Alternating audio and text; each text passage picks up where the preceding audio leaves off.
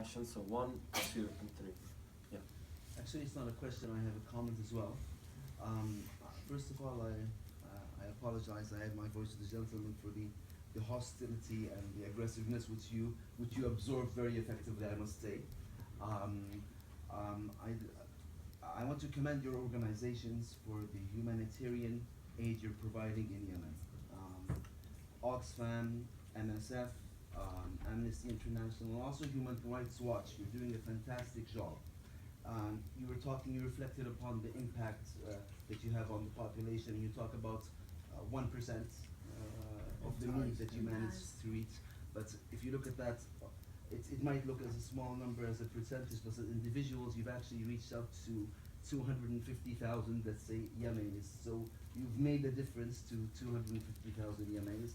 And MSF have been the only supplier of healthcare in صعدة throughout, let's say, this conflict. That has been also fantastic. So nobody can undermine the humanitarian aid and response you're providing in a very difficult country and under very difficult circumstances. And I must say we must support you as much as we can and encourage you to go on.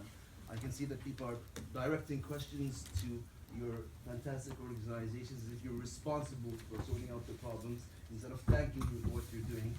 I'd just like to add that apart from the humanitarian role, you've also carried out a very interesting role in terms of exposing to the international community and the world what's been happening in Yemen. If it hasn't been for the voices of statements by Amnesty International and MSF and Human Rights Watch, as well as Oxfam and the Office for the Coordination of Humanitarian Affairs by the UN, a lot of people say, well, the world knows what's going on in Yemen. I would disagree. A lot of people are ignorant and lack understanding of what's happening to Yemen.